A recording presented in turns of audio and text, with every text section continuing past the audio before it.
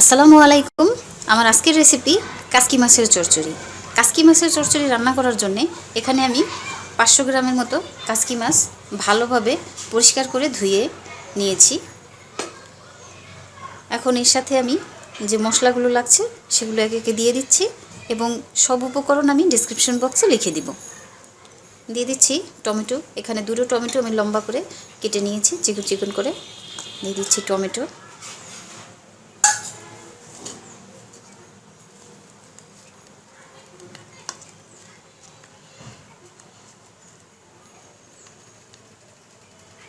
দশ 12টি কাঁচামরিচ,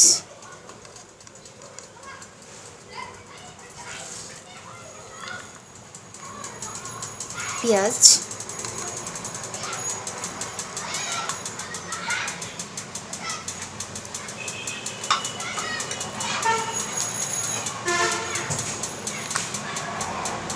এক চা চামচ রসুন বাটা,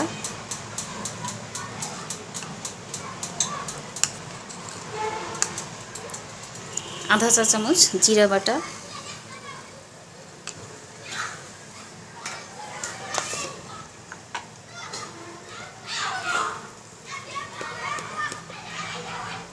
হাফ চা চামচ গুঁড়া মরিচ,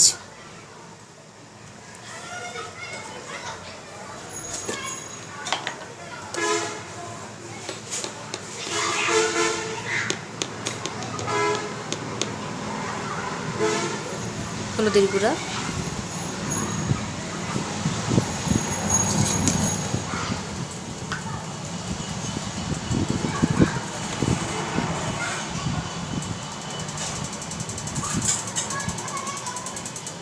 লবণ,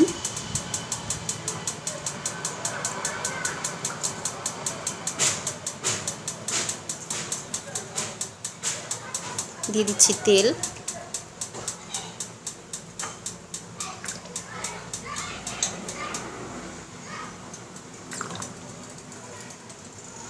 এখন সব একসাথে আমি ভালো করে মেখে নিচ্ছি।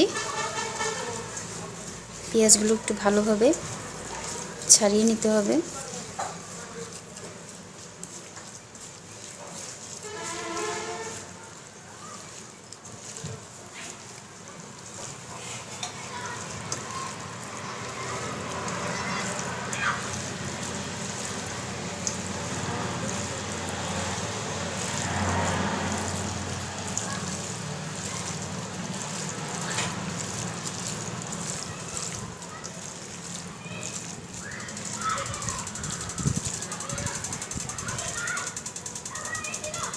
মাখা হয়ে গেছে, এখন একটু পানি দিয়ে দিচ্ছি।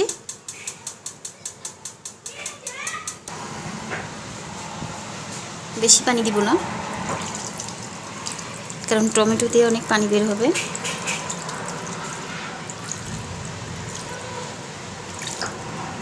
হয়ে গেছে,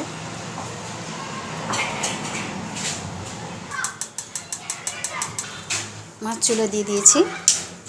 এখন রান্না করব, তবে বেশি একটা নাড়াচাড়া করা যাবে না। এই পর্যায়ে নাড়াচাড়া করলে মাছগুলো ভেঙে যাবে। যেহেতু কাসকি মাছ, আমরা যারা বাংলাদেশি তারা তো জানি যে কাসকি মাছ খুবই ছোট এবং যখন সিদ্ধ হয়ে যায় নাড়া দিলে কিন্তু ভেঙে যাবে। এখন একটু এভাবে রেখে দিচ্ছি। ব্যাস, এখন আমি ঢাকনা দিয়ে 10 থেকে 15 মিনিট রান্না করব। 15 মিনিট পরে আমি এতে ধনেপাতা দিয়ে দিব। তো ফিরে আসছি 15 মিনিট পরে। ফিরে এলাম 15 মিনিট পরে। চুলার আঁচ কিন্তু মিডিয়ামে রেখেছিলাম, আর রান্নাটা মিডিয়াম আঁচেই করতে হবে। হাই হিটে রান্না করলে কিন্তু মশলার যে কাঁচা গন্ধ আছে সেটা যাবে না। এখন এই পর্যায়ে আমি দিয়ে দেব ধনেপাতা, এটা ফ্রোজেন করা, তাই আগে থেকে দিয়ে দিতে হবে।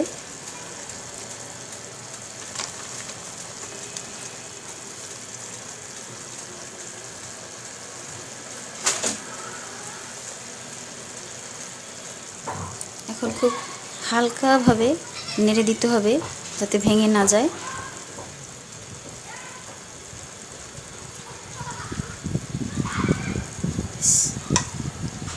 খুব বেশি নাড়াচাড়া করা যাবে না। এখন এই অবস্থাতে আমি ঢাকনা দিয়ে আরও কিছুক্ষণ রান্না করব। যাতে ধনেপাতার ফ্লেভার খুব ভালোভাবে মাছের সাথে মিশে যায়।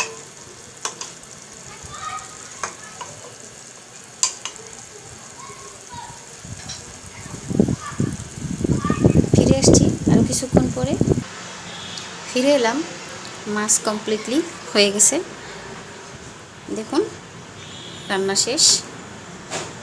তো এইভাবে আপনারা বাসায় রান্না করে খাবেন, কেমন হয়েছে কমেন্ট করে আমাকে জানাবেন। সবাই ভালো থাকবেন, সুস্থ থাকবেন। রেডি কাচকি মাছের চচ্চড়ি। আল্লাহ হাফেজ।